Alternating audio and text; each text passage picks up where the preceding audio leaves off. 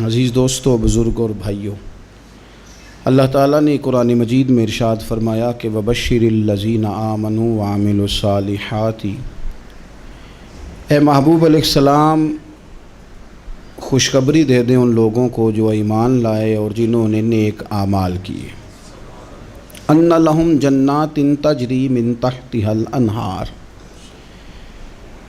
ان کے لیے جنت ہے، اور جنت وہ ہے جس کے نیچے نہریں بہہ رہی ہیں۔ اللہ تبارک و تعالیٰ نے اپنے محبوب کریم صلی اللہ تعالیٰ علیہ وسلم کے غلاموں کو خوشخبری سنوائی، اور سنوائی بھی حضور کے مقدس لبہائے مبارکہ سے۔ آپ انہیں خوشخبری دے دیں کہ ان کے لیے جنت ہے، باغات ہیں، اور باغات وہ ہیں جن کے نیچے نہریں رواں دواں۔ لیکن کن لوگوں کو؟ جو ایمان لائے اور جنہوں نے نیک اعمال کیے۔ کچھ نہ کچھ انسان کو نہ عمل کرنا چاہیے۔ وہ جو عمل ہے نا، کوئی بندہ اپنے عملوں سے جنت میں نہیں جائے گا، جنت میں خدا کے فضل سے جائے گا۔ لیکن یہ جو اعمال ہیں نا، یہ سبب بنیں گے اللہ کی رحمت کا، یہ ذریعہ بنیں گے خدا کے کرم کے متوجہ ہونے کا۔ جب ہم نیک اعمال کریں گے تو اس عمل کی وجہ سے رحمت ہوگی، اور وہ رحمت ہمیں اللہ کے قریب بھی لے جائے گی، اور اس رحمت کی برکت سے رب جنت بھی عطا فرمائے گا۔ ہمارے ہاں یہ ہوتا ہے کہ ہم زیادہ تر چیزوں کو تقریر سننے کی حد تک لیتے ہیں، اچھی نصیحت کا لطف ضرور حاصل کرتے ہیں، اچھے جملے کو اپنے دل میں اس کی فرحت ضرور محسوس کرتے ہیں، لیکن عمل کی طرف نہیں بڑھتے۔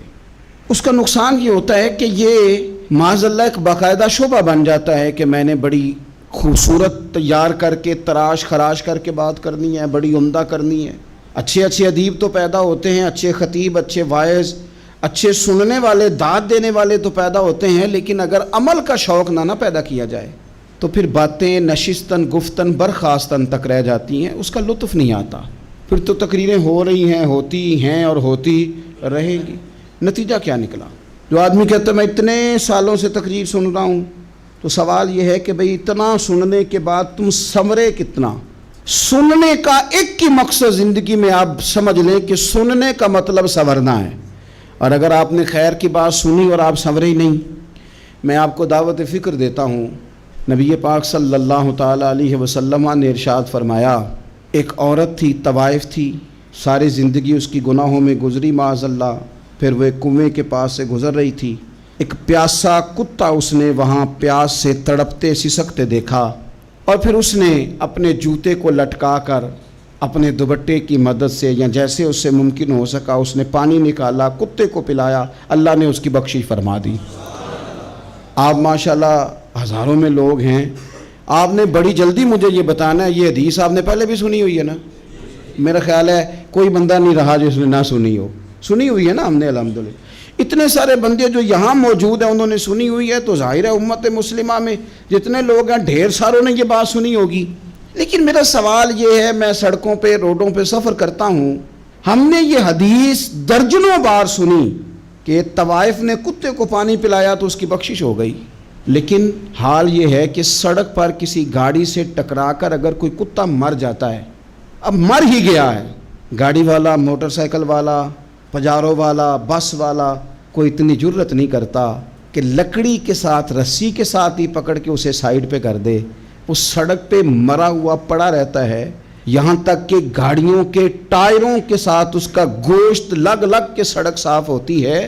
اس محبوب کے ماننے والے جس محبوب نے بتایا کہ طوائف نے پانی پلایا تھا، اور ہمیں سمجھ بھی آ گئی اور حدیث پڑھ بھی لی اور سن بھی لی، پھر اس ملک کی جو مسلمانوں کا ملک ہے اس کی سڑکوں پر مرے ہوئے کتوں کو اٹھائے بھی کوئی نہ، اور زخمی کتا زخمی ہو ہی گیا ہے، اب اسے سڑک سے سائیڈ پہ ہی کر دیا جائے کم از کم، تاکہ اس کی اگر جان باقی ہے تو بچ جائے۔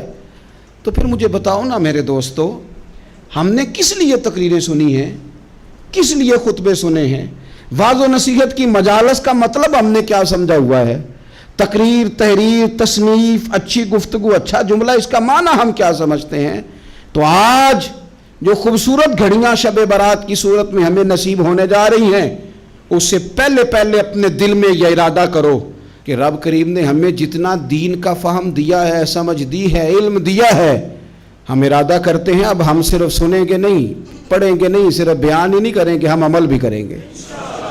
کوئی تھوڑا سا نا عمل کا رستہ بھی تو میرے عزیز ہونا چاہیے۔ اب مطلب بہت ساری جگہوں پہ جانے کا موقع ملتا ہے تو لوگ کہتے ہیں پیر صاحب ناراض نہ ہونا، ہم نے بڑا بندوبست کیا ہوا ہے، تقریر ذرا نہ 1.25 گھنٹہ کرنا۔ تو میں کہتا ہوں مثلاً آپ مجھے بتائیں نا 1.25 گھنٹہ تقریر کرا کے آپ نے کیا کرنا ہے؟ اگر تو آپ نے اس لیے بلایا ہے کہ جناب ایک بات سنیں گے، ایک واعظ ہوگا، سر دھنیں گے، تو وہ تو مجھے آتا ہی نہیں، تو میں تو مختصر بات کروں گا اور اتنی کروں گا جس کی ضرورت محسوس کروں گا۔ لمبی چوڑی تقریروں کا کیا مطلب ہے؟ ہم کیا چاہتے ہیں سوائے اس کے کہ جناب بات بڑی اچھی کانوں کو لگ رہی ہے، مزہ بڑا آ رہا ہے، تو آپ نے لیا کیا؟ نتیجہ کیا نکلا؟ میرے رسول پاک علیہ السلام کے صحابہ جو حضور سے نصیحتیں لیتے تھے وہ کیسی تھی؟ حضرت عبداللہ بن بصر رضی اللہ تعالیٰ عنہ حاضر بارگاہ ہوئے، آ کے عرض کی یا رسول اللہ صلی اللہ علیہ وسلم، میں آیا ہوں سونے، پتہ نہیں دوبارہ آ سکوں کہ نہ آ سکوں، حضور پتہ نہیں موقع ملے نہ ملے، ایک بات مجھے بتا دیں، میں اس پہ عمل کروں گا، میری زندگی بھی بن جائے اور آخرت بھی بن جائے۔ تو کریم محبوب نے فرمایا عبداللہ زبان کو خشک نہ ہونے دینا، اس کو تر رکھنا۔ تر حضور کس چیز سے؟ فرمایا اللہ کے ذکر سے تر رکھنا، زبان اللہ کے ذکر سے تر رہے، ہر وقت رب کی یاد رہے، تیری دنیا بھی بن جائے گی اور آخرت بھی بن جائے گی۔ تو میرے عزیز اپنی زندگی کے اندر اب ہم نے عمل کرنا ہے۔ او جناب کمال پھر یہ ہے کہ جب واعظ سننے کا شوق بڑھ جاتا ہے، تقریر سننے کا شوق بڑھ جاتا ہے، سننے سنانے کا خالی مزاج ہو جاتا ہے، پھر بندہ ڈھونڈتا پھرتا ہے کہ نئی سے نئی چیز کہاں ملتی، انوکھی سے انوکھی چیز کہاں ملتی، انفرادی سے انفرادی بات۔ میرے بھائی آپ ضرور سنیں، ضرور سنیں، مومن کی گمشدہ میراث ہے، حکمت جہاں سے ملے لیں، لیکن عمل کرنے کے لیے لیں، عمل کرنے کے لیے۔ اب میرا دل کرتا ہے اب ہماری چپ سے بھی لوگ سبق سیکھیں۔ حضرت باجید بستامی فرمایا کرتے تھے جس نے ہماری چپ سے کچھ نہیں سیکھا اس نے ہماری تقریر سے کیا سیکھنا ہے۔ اب تھوڑا سا نا اشاروں کی بولی بھی سمجھیں، اب تھوڑا سا یہ بھی ہو کہ بس بات پوری ہونے نہ پائے اور انسان کی رغبت عمل کی طرف بڑھ جائے، یہ مزاج ہمیں دیا ہے۔ اب تو بھائی آ جائیں آپ، صبح بھی تقریر کر دیں، دوپہر کو بھی تقریر کر دیں، شام کو بھی تقریر کر دیں، تو پھر یہ بھی ہوتا ہے کہ جناب وہ بیان آپ نے جو سنایا تھا نا وہ ذرا دوبارہ سنا دیں، تو میں کہتا ہوں پہلے سننے پر عمل ہو گیا تو نہ کریں۔ اب ہمیں تھوڑی باتیں سیکھ کر ان پر عمل کرنا ہے اور آگے بڑھنا ہے۔ بڑی سادی بات میرے ابا جی بتایا کرتے تھے، والا صاحب کہتے ہیں کہ ایک دیہاتی بندہ نہ چلا گیا وہ کسی مولوی صاحب کی تقریر سننے، تو اس زمانے میں آپ کو پتہ ہے یہ واش روم کا مروجہ نظام نہیں ہوتا تھا، تو لوگ کھیتوں میں دوسری جگہوں پہ پیشاب کے لیے جاتے تھے۔ تو مولانا نے ایک احتیاط بیان کی، وہ کہنے لگے کہ پیشاب سخت جگہ پہ نہ کرو زمین پہ بیٹھ کر، ورنہ پیشاب کے چینٹے اڑیں گے، کپڑوں پہ پڑیں گے، اور حدیث میں سخت حکم ہے اس مسئلے میں۔ تو کوئی نرم جگہ ہو ایسی جہاں پیشاب کریں چینٹے نہ اڑیں۔ وہ بندہ عمل کرنے والا تھا نا، اس نے میری تقریر سن کے سر دھن کے جانا نہیں تھا، اس نے اتنی ساری ریت لے لی، کپڑے میں باندھ لی، اور وہ اس نے کندھے پہ رکھی ہوئی ہے، جہاں پیشاب کا وقت آتا پہلے ریت بچھاتا، پھر پیشاب کرتا تاکہ میرے کپڑوں پہ نہ پڑے۔ ایک صاحب نے اسے کہا کوئی ہفتے بعد چلو بیان سننے چلیں، تو کہنے لگا میں پہلے پہ عمل کر لوں یہی بڑا ہے، میں نے تو اتنی ساری ریت کندھا تھک گیا ہے میرا، اس دن سے اٹھائی ہے، تو میں نہیں چاہتا کہ نہیں بھی سنوں تو کسی اور جگہ میں۔ یہ تفریح تباہ کے لیے بات کو نہ سمجھیں، اس سادے آدمی نے جو ہمیں سمجھایا مجھے اور آپ کو، اس پر غور کرے کہ کل بھی سنا تھا، پرسوں بھی سنا تھا، پیر صاحب نے ترسوں بھی کہا تھا، شیخ نے پرسوں بھی کہا تھا، پچھلے ہفتے بھی کہا تھا، تو نے اگر شیخ کی بھی نہیں سنی، استاد کی بھی نہیں سنی، پیر کی بھی نہیں سنی، اور اس دور کے پیر جو صحیح کام کرنے والے ہیں، استاد جو صحیح کام کرنے مجبور ہو گئے ہیں بیچارے، کہتے ہیں کس کی تربیت کریں، کس درد سے کہا تھا حضرت سلطان باؤ نے، وہ کہتے ہیں اور رب دا طالب کوئی بھی نہیں ملیا، اتے جو ملے ہے طالب زردہ ہو۔ یہ تو آئے ہیں کاروبار سیدھا کرنے، فوٹو کھچوانے، فلاں کام کے لیے، یہ تو وہ جو ہم دینا چاہتے ہیں اس کا تو مزاج ہی نہیں۔ پہلے بھی میں نے کہا تھا، پھر کہتا ہوں، مجھے شوق نہیں ہے، خدا مجھے معاف کر دے اس دن سے پہلے جس دن یہ شوق ہو کہ میں سویرے جاؤں گا تو نوٹ لاؤں گا، تو شام جاؤں گا تو نوٹ لاؤں گا۔ یہ شوق نہیں ہے، طبیعت نہیں ہے، من نہیں چاہتا، لیکن یہ کہ یہاں بھی آ جائیں خطاب کر دیں یہاں بھی، او خدا کے بندو ہم کہاں اس قابل ہیں ہم خطاب کریں؟ ہم نے تو نا جی ایک اذان دینی شروع کی ہوئی، صبح و شام ایک اذان پڑھتے ہیں، ہے یہ پیغام حضرت احمد رضا کہ بارگاہ نبی کے رہو با وفا۔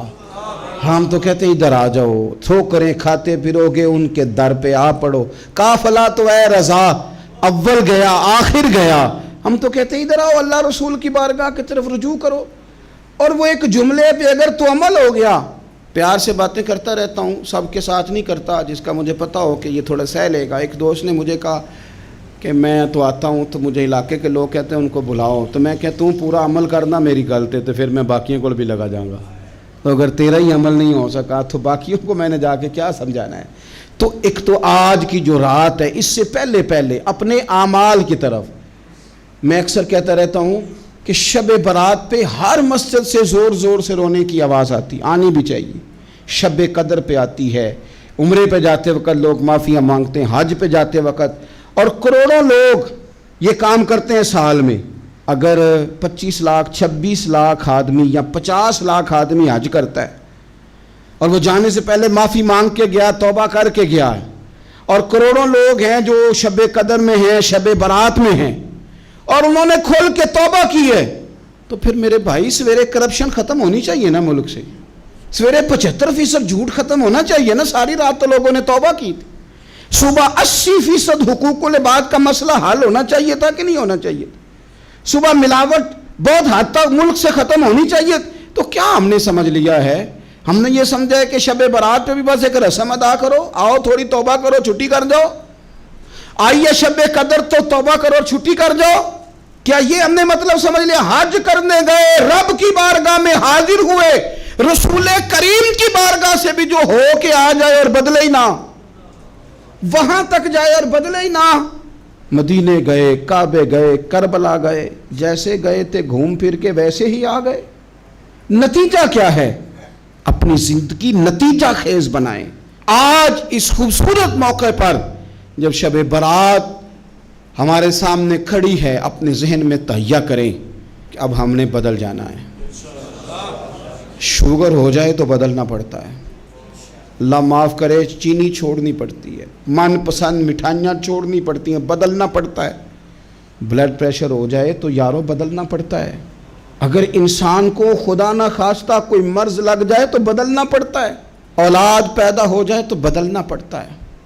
گھر میں بیٹیاں پیدا ہو جائیں تو بوڑھے باپ کو بدلنا پڑتا ہے۔ بال سفید آ جائیں تو پھر بھی تو بدل جانا چاہیے نا۔